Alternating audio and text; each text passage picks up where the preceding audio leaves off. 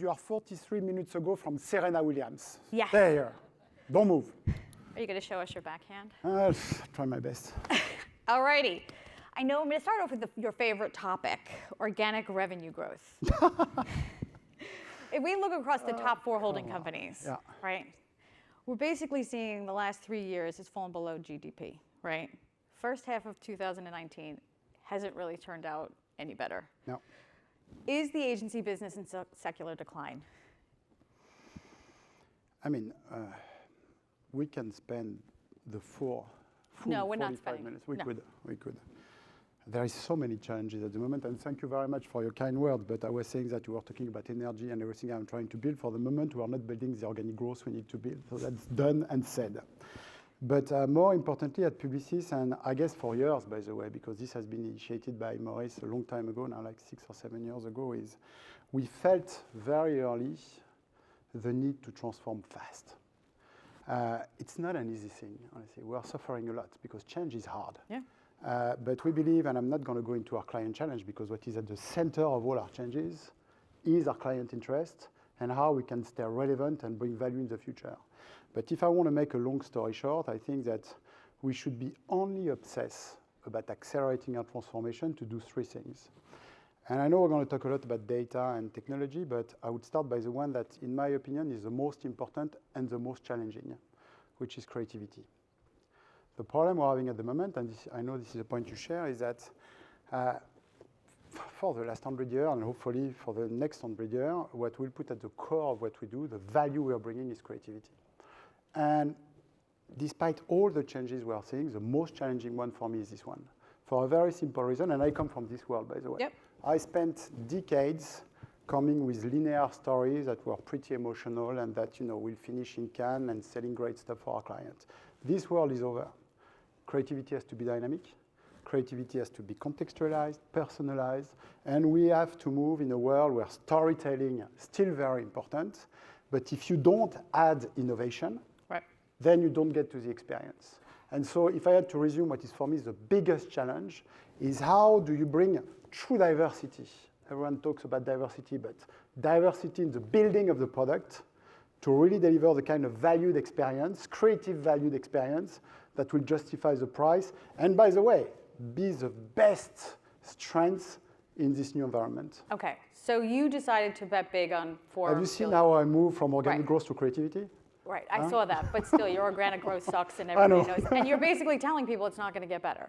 So in the meantime... Did I say that? Right, but it's not going to get better. Okay. Right, because you have to invest in the business, which you are. So $4.4 billion to data.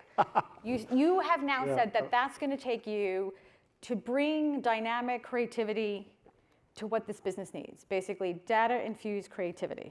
Is that the mission that you're going to set out for this company, this acquisition? The reason, Epsilon was a big move for us. Yeah, expensive. Expensive move at a moment where we have to fix our issue on organic growth.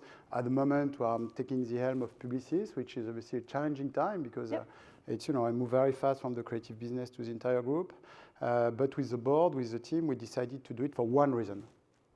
If we're not able to help our clients take back control on their customer, it's the whole ecosystem here that is under danger. Who owns the customer? Who? Yeah. Many people. And if you want me to go fast on that, with 3 areas where, again, we have to rebuild the ecosystem. Right. The first is the e-commerce platform. Right, so the platforms.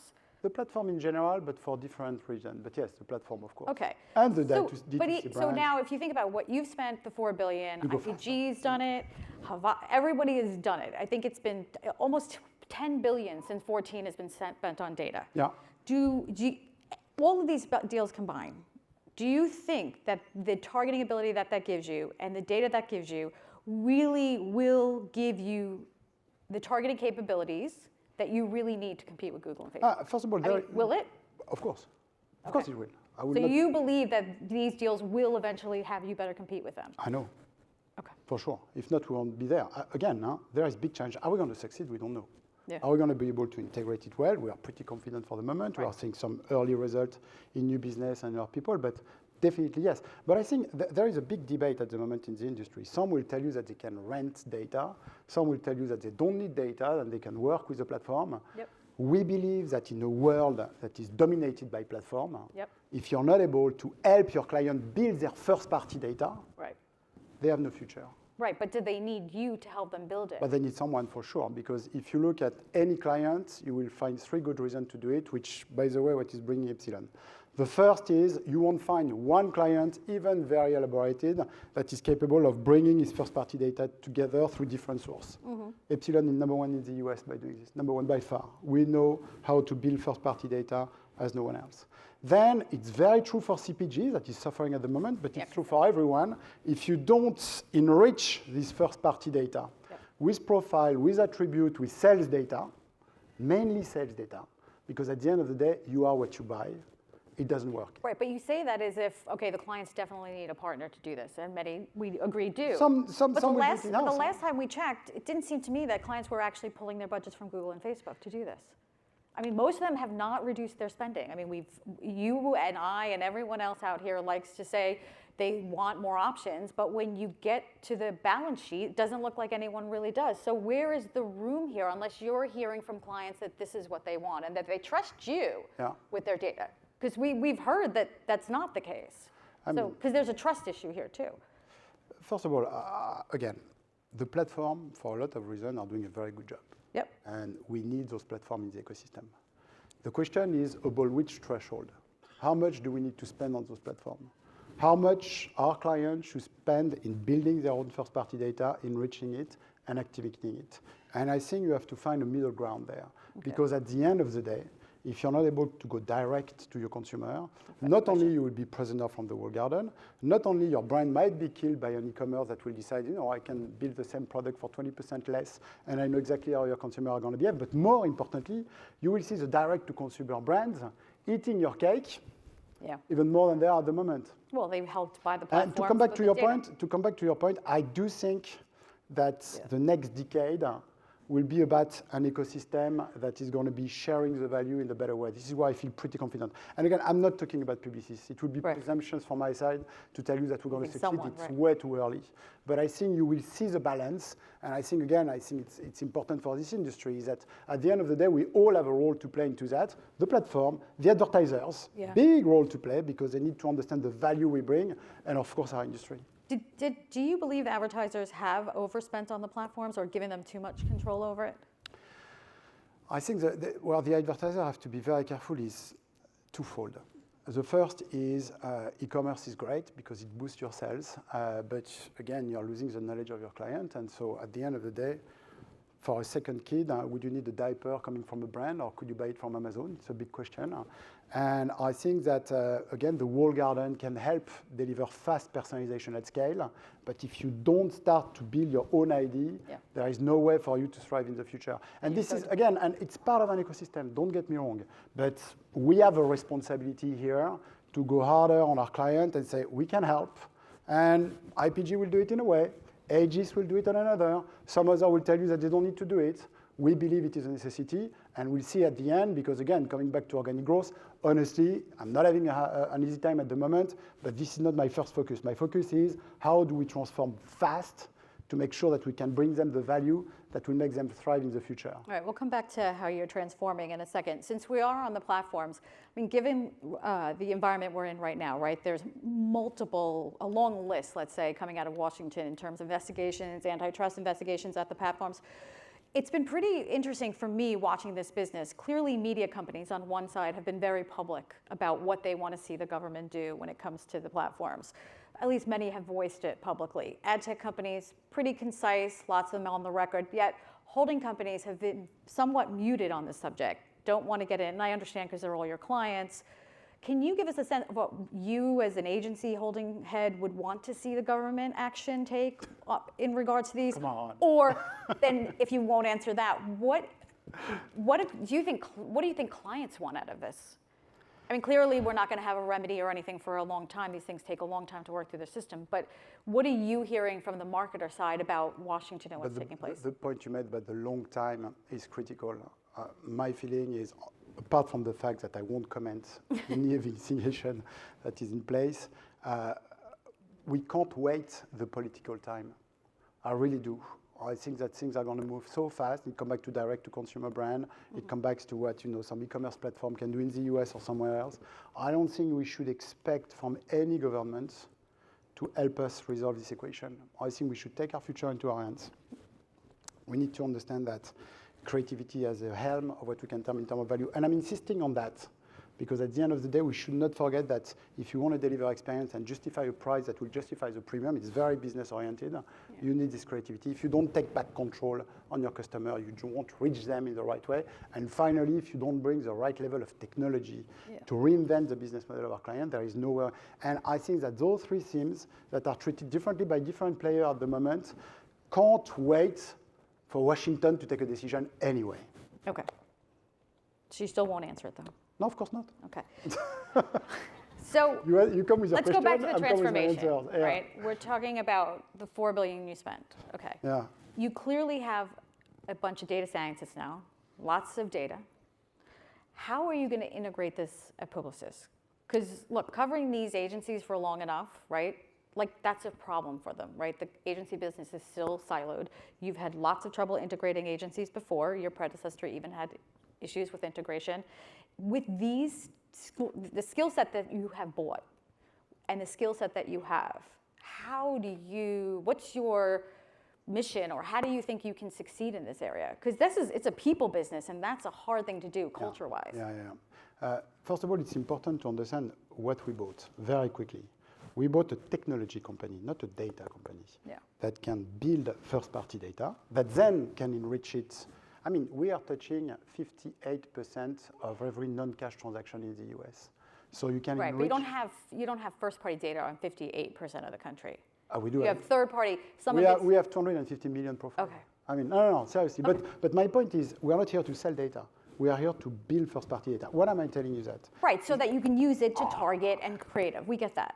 But how do you integrate that into an agency? That's my point, if you let me make my point. Yeah. Come on, Suzanne. All right, I'll let you answer. Yeah, thanks. This is what client wants. Yeah. But that's a big difference. Yeah. I think that if I want to be a bit provocative, the Sapient acquisition was more visionary than Epsilon because the Sapient acquisition was maybe 5 or 10 years ahead of what I think is starting to happen now, which is a convergence between creativity and technology. Look at Droga 5 and Accenture. This was extremely visionary. And when we get to a client, say, Mr. Client, okay, you have seen our campaign. Now we're going to talk to you about Sapient. Say, I've got Accenture, I've got McKinsey, why do I need Sapiens? This is a very different story. You won't find a client in the room that is not interested in building better their first-party data. Okay. So but the point here is the go-to-market. Is if you have the right way to go to market, it accelerates integration. Second point is people. I think the only big difference I made between the past big acquisition and this one is that I have involved the top management into the process. Because I felt that if the top 10 or top 15 people of our organization of Publicis didn't want to do this deal, it won't work. And so it was pretty risky because some very good journalists could have leaked it earlier. And they did not, by the way. Although you were the first, but it was really on the last line. Still a Saturday. But it's a very important, because it comes back to people. And if you ask me, it's a tough job. It's a very tough job. To integrate. No, in general. But what I've got in mind every day when I wake up is, of course, my client interest, but also how do we make sure that the 80,000 people that work at Publicis has a future. And this Epsilon acquisition was not only a move for our client, it had to be a move for our people. And so the fact that we had a top 15 people involved in the meeting in the last miles, meeting all the people from Epsilon, made a huge difference. You have to imagine that this summer we won Mondelez and Novartis, okay?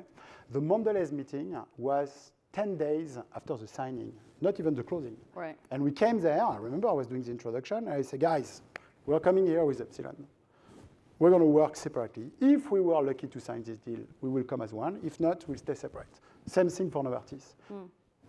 Immediately. It got it immediately. Why? Because the fit in people, the fit in strategy. So you believe that that helped you in those businesses? I would have not win them without this. Definitely. But yet, why would a company take a leap on that when it's not even a proven case study yet? Is it just because there's others that have that capability? Like, what was the sauce that you offered them? No. It's a proven capability. That's all the difference. But it's not proven that you can integrate it into your company and have your executives. But do again, it. I know you don't have time for that, but Yeah. I invite you to look at what we presented 18 months ago when we set our vision. Yeah. Building first-party data, enriching it, and activate it through People Cloud at the time was already our strategy. Yeah. What Epsilon did is turbo boost everything. So when you think about And give credibility. Because the biggest problem we're having in our industry is that we're very good on PowerPoint, we're not bad with creative idea, but credibility when it comes to tech and data is something that is absolutely essential if you want to move forward. I think with privacy regulation coming down, if you don't have a rubber stamp or somebody saying that, have got your back on data, it's game over, you're not going to have that. But I wanted to ask you, like, we've been hearing for more than 3 years now, and I know you've talked a lot about this, like data and creativity that's been infused by data. It's one of the biggest misnomers in this business, because if you talk to most people, they realize that there is this big hurdle that the creative departments have not gotten. And Forrester basically says data platforms miss the creative mark. And they basically have said that they've talked to most of the agencies, and we talk to creatives all the time. There is a huge divide between the data companies that users are buying and how that's going to be used by creativity. So my question is to you, do you think part of the angst of getting this to happen is you kind of need to look for a new breed of creative talent out there?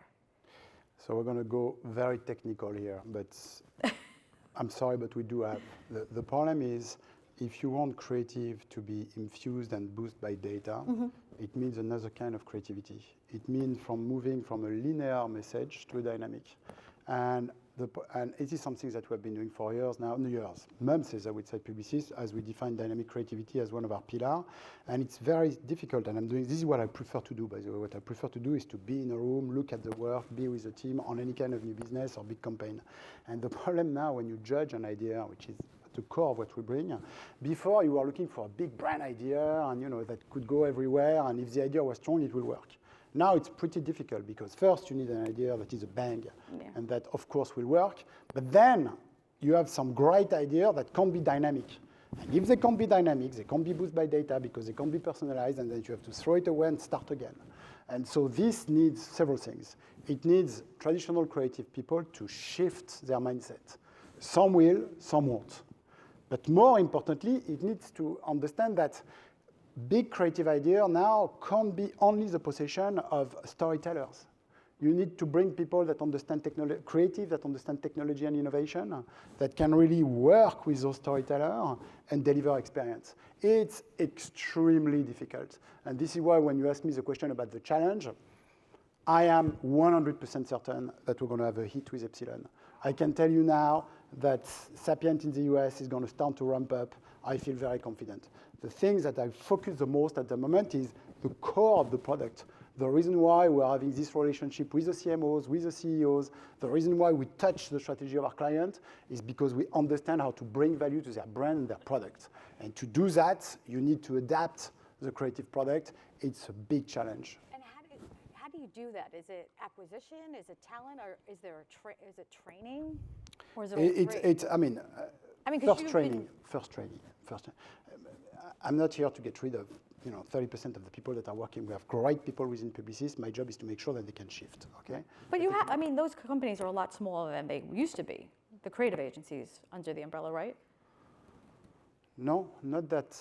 They are smaller in the sense that, of course, there is strong attrition, but it's still massive ships. And when you take in the US, it's still massive ships, and it's a challenge, by the way. It's easier when the structures are smaller. Yeah. Now, the big question, and this is why we are moving into a country model almost everywhere, is how do you bring people from creativity, from media, from data, and from technology to work together in a new creative process. I won't go into the detail because I'm not even sure that there is competition in the room, but maybe we have, I'm obsessed by the creative process, because I think this is a way you get the client to good work. We have reinvented completely our creative process thanks to our head of strategy, Carrera Serrano, in a way that is pretty amazing. And we found a very simple way to take our client and bring them through this creative process. This is why we're winning so much in new business. Honestly, it's easier to do with new clients than with more older clients. Because that's the one thing I haven't heard from clients. Like when I ask them about new business, They very rarely bring up creativity anymore, or the creative. But I mean, usually they're in there saying what they want out of their agencies is, yes, data capabilities, lower prices. Yeah. Right. Well, we'll come back to lower prices. It's a good topic. I mean, I don't know. I'm not doing a media pitch without a tech and creative idea. I don't do a creative pitch without a media and tech idea. I think that whatever the pitch, thinking that you can segment the offer is wrong. Right. If the more area where there is pitch at the moment is definitely media. Right. But do you think those pitches are really coming down to what the nuts and bolts the agencies have to offer, or are clients still sort of more focused on the cost savings that they have been for the 5 years? I mean, we have seen this business really take a beating on pricing, on the race to the bottom line.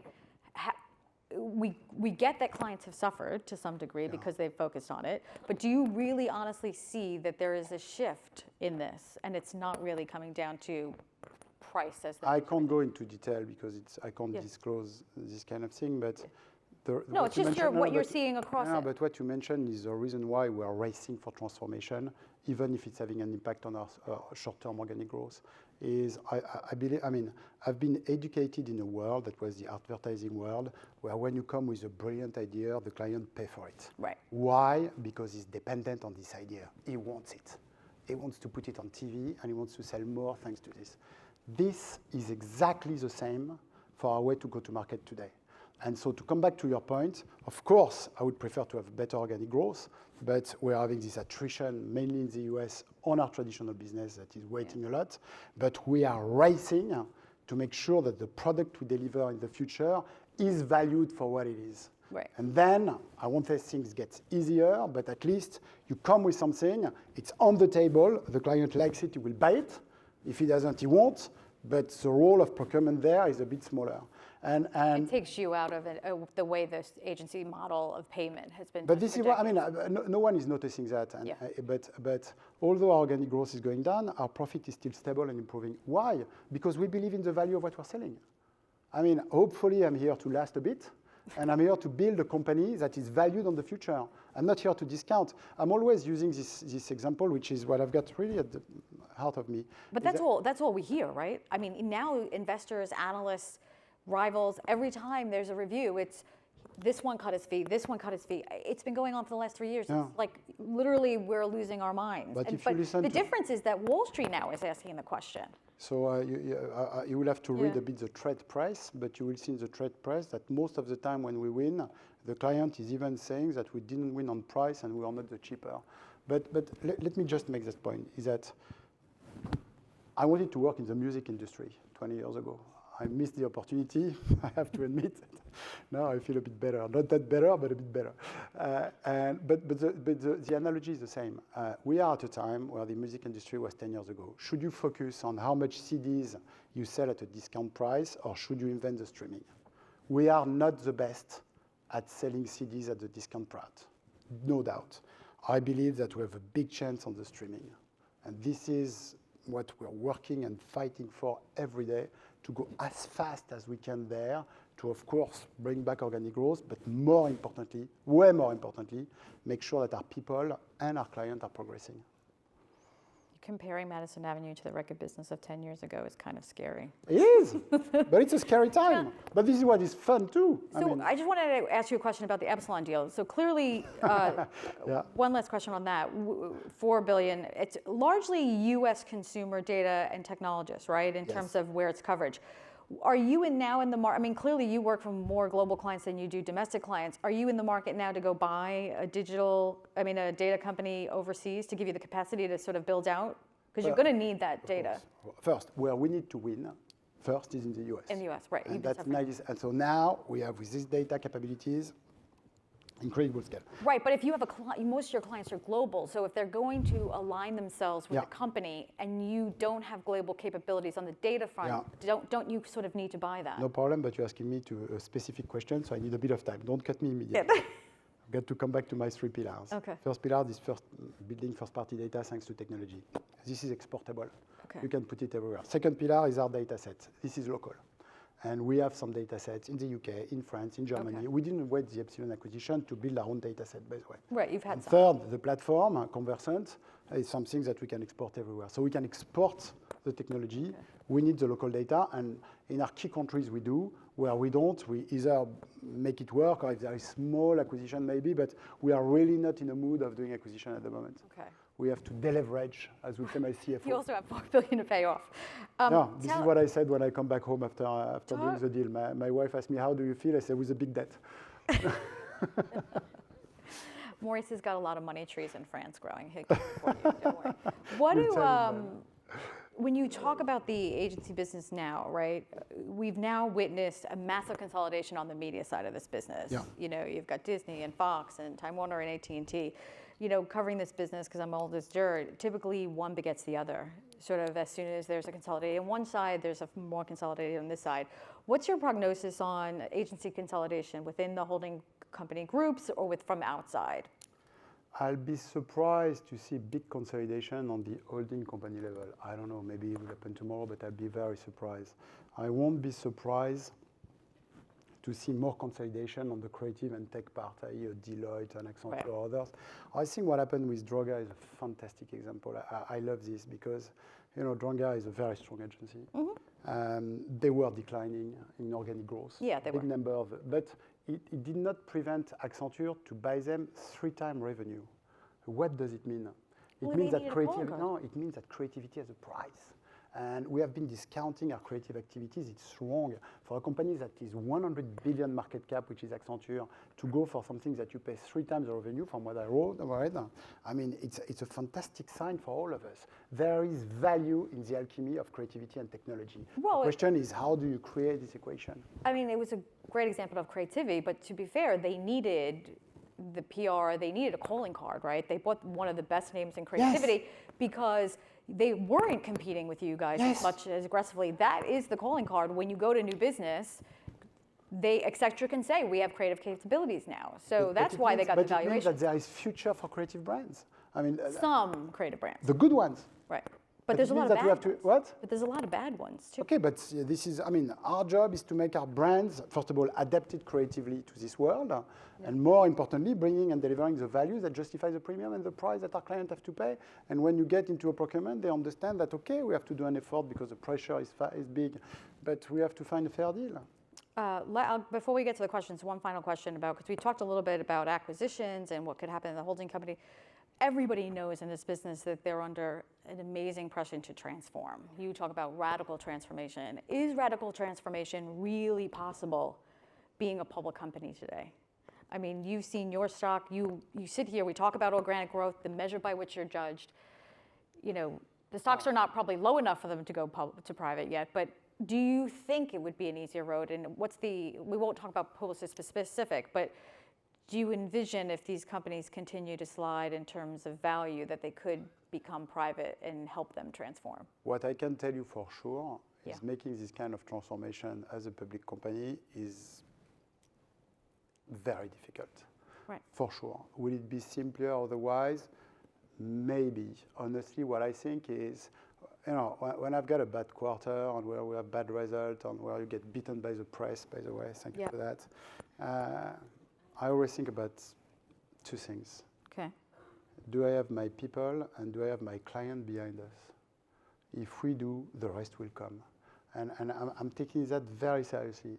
I mean, I took this job 2 years ago at a difficult moment for the industry, and I'm not even talking about Publicis in particular. Yeah. And I think that there will be a difference between the ones that are really considering that, of course, you have to manage the short term, and this is what we do with our financial ratio, by the way. We are very focused on delivering to the market what we said. But coming back to my analogy between the CDs and the streaming, is if you don't focus on what is right on the midterm for your people and your client, I believe you're wrong. And nothing should prevent you from taking the courageous decision that can get you there. Epsilon is one. Honestly, it was not an easy decision. We have been in a kind blessed by the market, and we were surprised by that. We were expecting something harder. But we know that the quarters that are coming won't be easy, and the years that are coming won't be easy, because the market won't trust what we are doing until we deliver the organic growth. And to deliver the organic growth, we have to go through the end of our transformation. But again, I've got a mandate that gets me to 2022, and the mandate I've got from the board, by the way, is, Publicis has always been at the helm of transformation since forever. Do you think that we are a tiny French company that had 2 CEOs before me in 93 years old, that now is playing on the global scale, starting in the US? And so it's even more a challenge for us. Yeah. But we truly believe, and by the way, this comes from Maurice, and you know him, he's like this, we have to be bold, we have to do what is right for our client, right for our people. If we have to take the hit, we'll take the hit, as long as we know where we're going, and as long as we're certain that what we are building at the moment will bring the kind of value we need, by the way, not only for our people and our clients, but also for our shareholders. Right. Well, that is the problem, because once you do take the 20% decline in stock price, takes your valuation down, makes it harder to acquire, to give options to keep, stock options to retain talent. Like, it's all part of a same cyclical. Yeah, but no, it's as I was saying, the problem is the market is only looking at organic growth. I mean, it's my cities example. When you start looking at, sorry guys for that, but when you start looking at margin or free cash flow, we're number 1 for years. Yeah. So what we have built is a very, very, very robust business.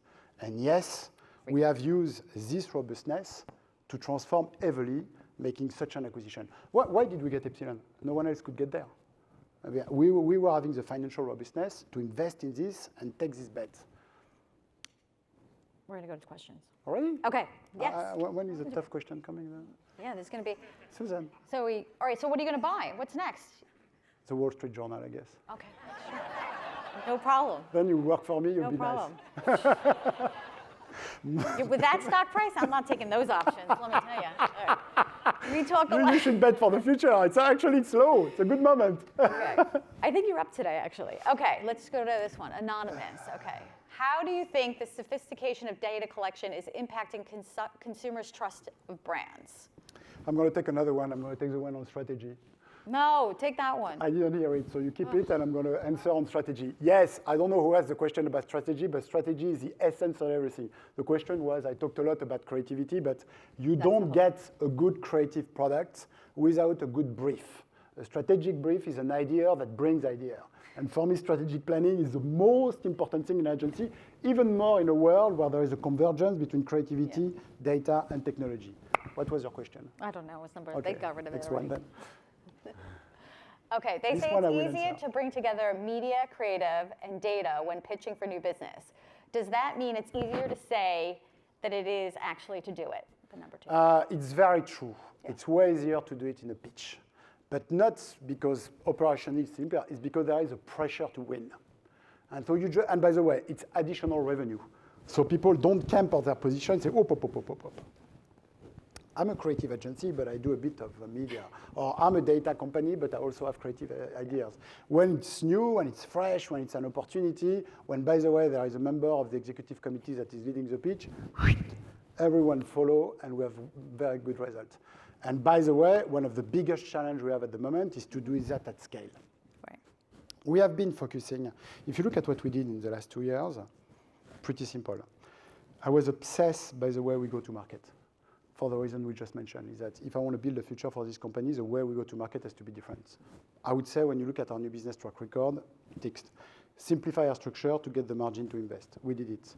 Strengthen our data capabilities, done. Now, where we have a big things to go is how do you take that we do well on a small scale, on a way bigger scale. So I guess this is a topic of this question.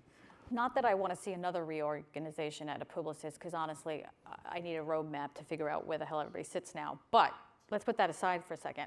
Why not?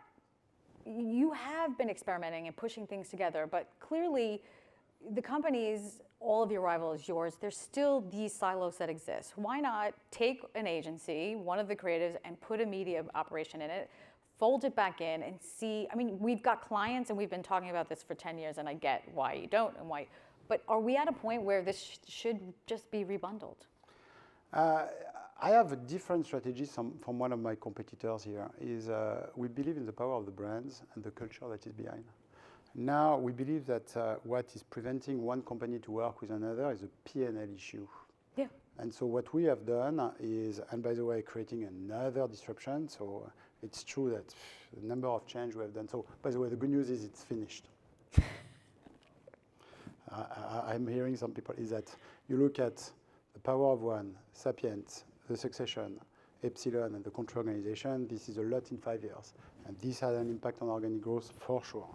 Having said that, now we have built a model where when you are in the UK, which is our second country, for example, not to talk about the US all the time, you have one leader called Annette King, who's having full responsibility on the entire P&L of the group. You don't have any holding company that is doing this. And so we don't care where the money is going. And as long as you don't care where the money is going, you're starting to bring that together. Is that easy? Not. Right. I mean, hopefully it was. I think we can do way better. Hopefully the model we have put in place will. And when you did that, do the people in the trenches get basically rewarded in terms of incentives for making sure that happens? Because that seems to be the big sort of fallout here, right? No one there is two things. Territory. So I don't think you lead by P&L. That was the old world. You don't lead by P&L. You lead by idea, you lead by new business, you lead because you're inspirational, you lead because you can attract the talent. This is how you lead, okay? And so, yes, we're rewarding good behavior. And by the way, we are punishing bad behavior too. If not, you don't get there. But that's a long, long way. Let's take this other question.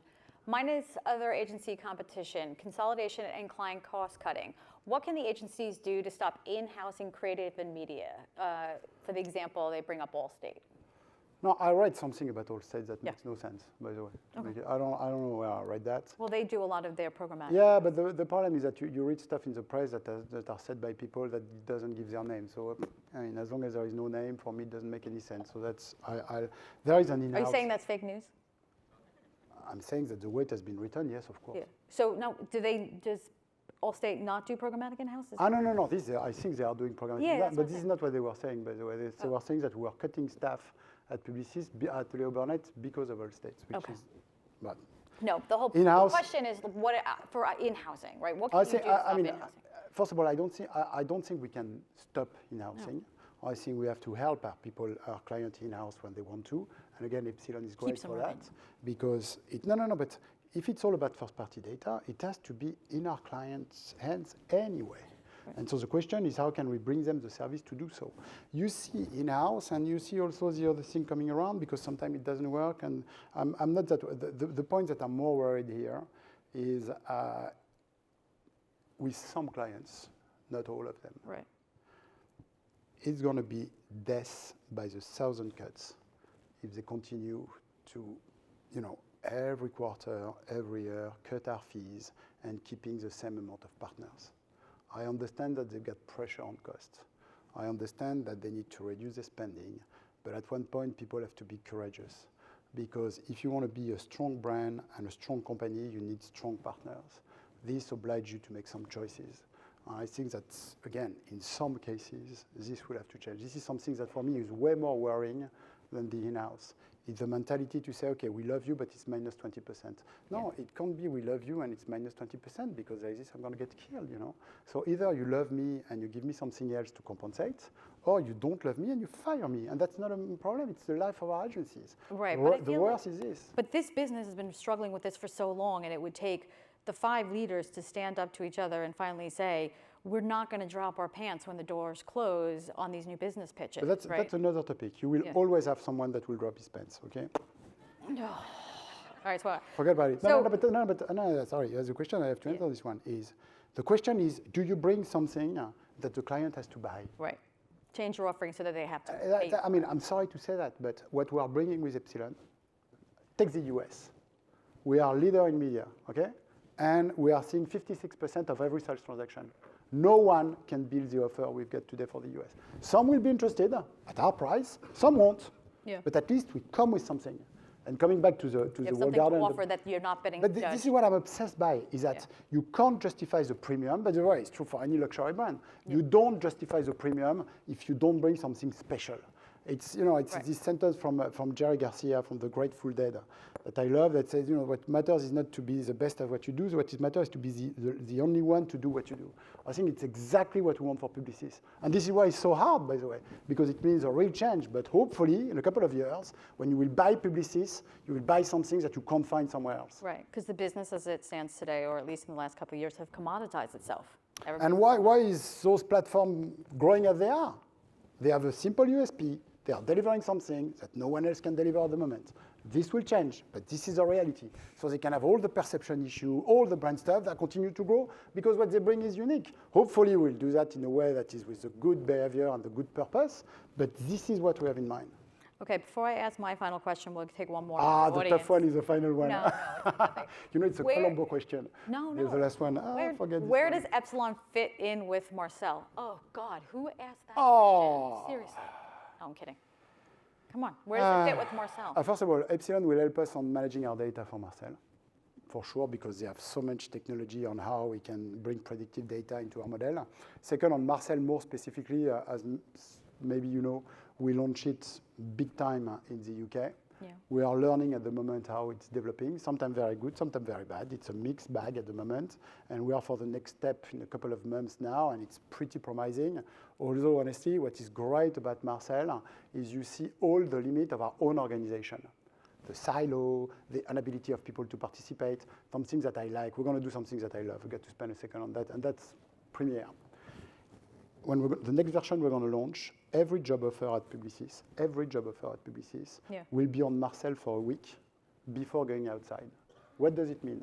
It means that if you are a young talent in China and you want to move to the US, but of course the Chinese CEO doesn't want you to go because you're so good, you can point it out and go there. This is what we call working as a platform. So they can see but to get there, believe me, but again, you can say it's too hard and give it up. Or you can try to do it and succeed or fail. Hopefully we'll succeed. Marcel is like the rest. You know, we're making bet on the future. We're having some vision. We're going to have some hits before it works, and at one point it will. I wanted to ask you about recession. We've got analysts, there's some traders in the market. What are you seeing now about the markets now, and are we any signs of recession? Clearly the estimates on spending are going up. That doesn't seem to be benefiting the holding companies, but are there any signs that you can see either here abroad or in China that's sort of worrisome? No, we see the spending going up, but for the platform roughly. So it's, if you look at the rest of the media, it's actually declining. This is why you see the shift we need to operate. But I think it's a very important point, is that 100% of the digital growth goes to Google and Facebook in 2019, which means that because it's more than this, the rest is taken from the more traditional player. And I think it's a problem, by the way. Right. I think that you need an open digital ecosystem, and this is a role we see also for us, is to make sure that this could be better distributed in the future. So more competition. More opportunities. I mean, again, it comes back to what we were saying. If our client doesn't take back control on their customer, there is no future. And to take back control on their customer, they need to build their first-party data. And to build their first-party data, they need to make sure that they find an alternative way to any of the platform. What are you hearing from those clients about sort of their fears, economic-wise, uncertainty, tariffs? I mean, it's tough to be an agency. It's not easy to be a client either. No, exactly. Because on one point, you have a massive pressure to deliver growth in a world where you are attacked by the e-commerce platform, a bit prisoner by the walled garden and the DTC brand. And on the other, you have massive pressure to reduce cost. Okay. So it's a tough world, but again, I think it's a... But you don't see any of them worried that the tariffs, that they're pulling back in any grade? No, I mean, they are cutting very hard in a lot of areas for the cost pressure things, but I think we have to leave that on an optimistic view, which is there is an incredible need for those clients to transform. This will pass through great creative work, data, and technology. And those that be able to bring that in a connected way, which is a cultural challenge, will win. Hopefully we'll be there, at least we'll try our best. And if not, maybe you'll be private. There is no if not. The question is how long? That's all we have. Thank you so much. Thank you very much.